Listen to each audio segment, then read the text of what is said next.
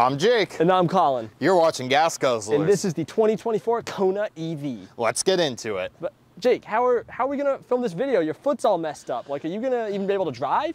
You know what, Colin? The Kona EV has a few interesting features that make it an excellent vehicle for someone in my predicament. Like what? Well, first of all, we have the charge port at the front of the vehicle. That means there's fewer steps from the driver's seat to the charge port, and it means that I don't have to worry about which side of my house the charge port is on or which side of a parking spot a charge port is on. Regardless, I can always plug into the vehicle. Yeah, but that doesn't seem like it'd be a huge benefit for the injured foot. I mean, what if it was on the back, the back left? It'd still be the same walk. Okay, yes, that would be the same walk. Okay, here's something more substantial. Check this out. Let's say that you're parked in a tight spot and you can't quite shimmy into the Kona, or let's say, for example, you're a little bit far away from the Kona and you want it to come closer to you. With a simple click of a button on your key, the Kona comes to life and at my command, drives away. Now you could imagine if you parked in a tight city spot where your door was blocked, this would be a really useful feature. Not only does it go forwards, but in theory, it will also come backwards. How cool is that? I have to say, I can see that being a lot more useful. Also useful for an injured foot is the one-pedal driving offered by Hyundai. You have adjustable regenerative braking using these flappy paddles on the rear of the steering wheel. You can dynamically change how much regenerative braking is applied. So at a level 0, you can basically coast, but if you want to improve your battery range and you want to stop using your foot to brake and press the gas, you hit this paddle a few times and you enable I-pedal mode, where the vehicle will bring itself to a complete stop using regenerative braking. That's pretty good for your foot. That's cool and all, Jake, but what actually happened to your foot? Good. It's a fun story we'll talk about another time. Why don't you tell us about the exterior of the Kona for now? Fair enough. So on the Kona, you actually have 3 different variants. You have the electric variant like we have here today. There's also a hybrid and an ICE version of this car. So Jake, how would you tell the difference? Yeah, it basically all comes down to airflow. So the ICE version needs a lot of air to feed that combustion, right? Needs a lot of oxygen, so it has a big grill. The electric version here does not have a big grill because it really only needs a small amount of air to cool the battery pack. That's cool and all, Jake, but this is electric, right? Does it have a frunk? Glad you asked, Colin. Frunk, yeah, it does. How do I open it? There we go. Frunk, yeah, see, All bad puns aside, it does have a frunk. This isn't a lot of space, but if you're looking to put like sweaty gym clothes somewhere and you don't want them stinking up the rest of your car, this will fit it. Moving out of the side of the Kona, I have to say this thing has really been eating its Wheaties. It has grown substantially in almost every dimension. Largest amongst those, it's grown 6 inches in length. That is huge. Yeah, it really has gotten a lot bigger. The last gen Kona was very small, so I do think this gives the vehicle a more premium feel and definitely adds to the utility substantially. It also does just have a much more upscale feel than the last gen Kona. The rear quarter right here definitely took inspiration from the Genesis GV60, bringing some of that premium Genesis vibe down into the Hyundai lineup. Another premium feature, take a look at how much of the paneling here is body color. On the hybrid and on the gas model, this is all black cladding. It makes the car look a lot cheaper. But on the electric version, we have body color paneling down here around the wheels, on the wheel arches, and that just brings a much more premium, smooth touch to the vehicle. This paint right here, this is called Mirage Green. Now it's a bit more of a seafoam color, but it still looks very nice. And we have 17-inch wheels on the electric variant here. Let's take a look at the back. Here at the rear of the Kona, let's talk about storage space. Now this storage area is 30% larger than previous generations. That's gonna get you about 25 cubic feet of storage space with this second row up. Fold it down, you're gonna get about 63.7 cubic feet of storage space. And I have to say, other than this kind of cargo cover, which we removed, there's really nothing to complain about in this rear area. I have something to complain about. In Europe, you get a 40-20-40 split rear seat. Here in the United States, we get a 60-40 rear split seat. You know why that annoys me? Why? Because with a 40-20-40 split seat, you can easily fit skis, lumber, people laying straight down through the middle of the vehicle without losing a full-size seat. You only lose the little sliver in the middle. With the 60-40 split seat, you're gonna be losing a full-size seat if you wanna put anything down the middle. Hyundai Why does Europe get something that America does not? This is abominable.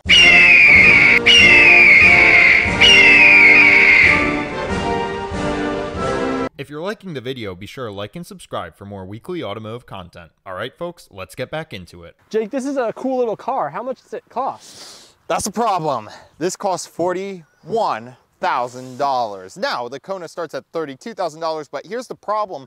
The Tesla Model Y starts at about $44,000. So this is still significantly cheaper, but the Tesla Model Y qualifies for a $7,500 EV tax credit. The Kona does not, because this is assembled in South Korea. Model Y is assembled in the United States. And with the Model Y, you know, it's normally $45,000, $7,500 tax credit, some napkin math, $38,500 or so. I'm gonna have to go with the Tesla. You know, the Tesla just gives you so much more in terms of electric performance, in terms of brand and kind of style points that it's got. And really, the self-driving system, which is another $8,000. So a Model Y with self-driving is not comparable to this, but you could upgrade in the future. I've gotten to drive with the Tesla self-driving features recently, and the latest version, the 12.3 or whatever it is very impressive. I mean, Tesla's got a leg up on this. Let's talk about the interior here on the Kona. I have to say, Hyundai is definitely up in their interior quality game. This is one of the nicer interiors I've seen on this Hyundai product. Let's start with these seats. This one is power adjustable, your driver's seat. However, the passenger seat is not. This is manual adjustable, which is probably to save weight. Due to the electric nature of the vehicle, weight is very important. You do have the parametric pixels here on the steering wheel instead of a Hyundai logo. That's very much what Hyundai has done to signify their electric products. You have some other fun features in here, like this lime green accent. I think that's one of the few features on this interior that kind of gives this the electric car vibe you get from other manufacturers who are really making their interiors look super futuristic. Hyundai has kind of avoided that and has only really opted for this little lime green, which if you don't like, you can opt to get rid of this. Some other cool features are the button up here, which allows you to make the AC driver only. It's very important if you are an electric vehicle to save as much battery as possible. One thing I don't like is that there's no USB-A ports inside this vehicle. You only have USB-C ports. Now, normally Jake and I will champion that as future-proofing. However, it's still nice to see at least one or two of the USB-A, because a lot of the old iPhone chargers still have that USB-A on one side with the USB-C on the other side. So I'd love to see that somewhere. One cool thing about the cup holders here in the Kona is that you can either have them closed or open. Unlike in other vehicles where there's just constantly a cup holder here, you can have this be an open space, but if you press these buttons, two cup holders fly out, and they even have the little nubs. Let's talk infotainment. We have our dual 12.3-inch displays, and one of those 12.3-inch displays constitutes your infotainment system. It's got a very crisp, minimalist look to it, and it is all controlled from your steering wheel. So let's see what Hyundai has in store for us. The first page right here, this is just going to be basic trip information. This is pretty boring. This range guide is pretty cool. So it'll show you, like, if you are an Eco Master, what maximum range you could possibly get if you turn off the AC, turn off the speakers, etc. And then on the other end is what your range will be if you drive like an absolute menace, which I know most of you watching are. Let's keep scrolling through there. We got our tire pressure, nothing too interesting, but if we hit this little button right here, we can then change which page we're on. So now you can see we have a compass. This will show you just some navigation generally. And then finally, we have our highway driver assist feature. So when you are on the highway, this is going to show what all the sensors around the car are seeing. Let's talk about your beautiful infotainment display right here. It is very responsive. Definitely of the mainstream brands, Hyundai has some of the most responsive infotainment systems. It has a very plasticky feel to it, though. It kind of feels like a Fisher-Price toy. I'd like to see a glass cover on this, or just a more premium plastic. This one feels very soft and kind of toy-like. But what's under the hood here is very good. Let's take a look at some of the best features here. I particularly like this EV page. You can see your range, you can see all of your driving statistics. This one's really fun. You can see just how much electricity climate uses versus your electronics, your speakers and such, and your drivetrain. So that's a real neat page. And then we have some limits here. So we can set the charging limit. We can set the vehicle to load limit. So this says, hey, when you get down to 20% battery, cut off the vehicle to load function. So the EV pages here, pretty nice to see. Let's go take a look at the maps real quick. As you can see, pretty standard map right here. What I wanted to show you here though was this. You can actually slide through little tabs on any of the menus that you enter and get these little kind of modular bits that give you some fun information. So this is really a useful feature, especially like you can have the weather up with your maps if you're going on a hike, so you know what the weather's gonna look like at your location. And finally, we have wireless Apple CarPlay. It is exactly what you would expect from Apple CarPlay. It's Apple CarPlay. Great infotainment system. The rear of the Kona EV does get an upgrade. With that extra 6 inches added to the vehicle length, you do just feel like it's a larger, more premium vehicle, and it just feels more comfortable and less cramped. The seats are fine, they do the job. And you have connectivity as well as air vents back there, which is everything I'm looking for in a vehicle at this price point. So in my book, gets a 10 out of 10. Let's talk batteries and charging, because this is where things get interesting. I'm gonna open our charge door here, and Colin, even if it were negative 30 degrees right now, I'd still be able to open this charge port because it's heated so that it doesn't get frozen solid. Now, with the charge port exposed, we can do something called vehicle to load. Vehicle to load lets you use the car as a giant battery pack and export up to 3 kilowatts of power to power things like small appliances. It's a pretty impressive and pretty useful system, especially if you like to go camping or you need a power source in a remote location. That is a really nice feature. There are 2 battery packs you can get on the Kona EV. Now, the standard battery pack is 48.4 kilowatt hours, pretty small by today's industry standards. It's going to be paired with a 111 kilowatt motor. Range is going to be about 200 miles. Now, if you get the larger battery, it's going to be about 65.4 kilowatt hours, paired with an 160 kilowatt motor, and it's going to get about 261 miles of range, which is pretty good.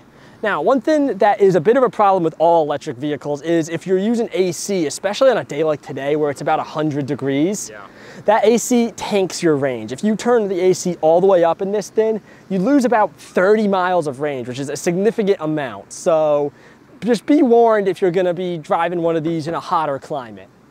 Maybe one day humans will evolve to be like cold-blooded, like lizards, so that we can drive our electric cars without turning on the AC. You're gonna like sleep on the pavement too? Go out on the pavement when it's hot? Now we're behind the wheel of the Kona, and let's talk about the I-pedal first. Now, the I-pedal, what it is doing is essentially turning the motor into a generator, and it's taking some of that energy that would normally be lost as heat and putting it back into the battery to kind of help you conserve some of that battery life. Now, normally I'm not a fan of that. I think it's a really cool system and it works great and I see the purpose, but it can be a little too herky-jerky, and sometimes it feels like if you lift off the gas just a little, you know, you're slowing down significantly, and I don't like that. However, I feel like the Kona does it really great. You know, it feels like if I'm lifting off a little, I kind of get a similar corresponding let off of power. So I think it's a little more smooth than some other electric vehicles I've driven. Now, you also have your standard drive modes in this, the Eco, Normal, Sport, like you see in most vehicles nowadays. Pretty basic stuff. The Eco is going to make it a little more sluggish, but your driving is going to be, it's going to help with the range a little. Whereas if you crank it all the way up to Sport, you're going to get a little more torque, a little more power, and it's going to feel more fun to drive, but at the cost of your battery life. Now, Jake, what are your thoughts on this vehicle? Yeah, I want to jump back to the I-pedal. You were saying it felt smoother, and I thought that was an interesting thing for you to pick up on, because one of the kind of Kona tricks, one of Kona's fun tricks, is that it uses the camera to adjust the regenerative braking. It looks at how far ahead of you the nearest object is, and it makes the braking more aggressive or less aggressive depending upon, you know, how far until you need to stop. So that's kind of an interesting way that Kona smooths out and makes the regenerative braking feel more natural. I think this thing drives great, especially when you compare it to other gas compact SUVs. Or I shouldn't say other gas compact SUVs, but I should say just gas compact SUVs. Having the electric powertrain means you get a lot more kind of spirit and fun in there that you would not get from a gas platform in an equivalent vehicle. So overall, I'm a big fan of the driving dynamics here, and I think we're going to see this really shine on a highway on-ramp. All right, Colin, highway on-ramps, I think they're really where this thing shines. You get to throw it around a little bit. It holds better than expected. I'm not gonna say it's a sports car or it handles fantastic or anything like that, but for what it is, it's beyond expectations. And the same, I would say, goes for acceleration. Would you agree? You're actually driving because the boot prevents me from driving. I would have to agree. I think this thing, it's not like as zippy as some other electric cars, but it's definitely more zippy than gas. You can really just effortlessly put down the power. I mean, I got around that super slow van with almost nothing. Yeah, and for highway passing, this thing is great. It's super smooth. The biggest thing is you just don't have to wait for the engine to rev up. So even if you don't have a super powerful electric motor, just not having to wait for that to spin up, it just makes every car feel so much smoother. But with that, there's a pretty impressive suite of safety features here. Colin, what are we taking a look at? So we have their highway driver system. Remind me of what the name is again? Highway Driver Assist 2. So you're pretty close. Yeah, so the second iteration, and basically it's gonna be not full hands-free. It's not gonna let you, take your hands off and like do that, but you can see I can hover hands this. It's taking this turn for me. Of course, turn it on, you have to press the cruise control button as well as the lane keep button to make sure it actually does the lane tracing. And I can hover hand this. It's taking this pretty sharp turn surprisingly well. Yeah.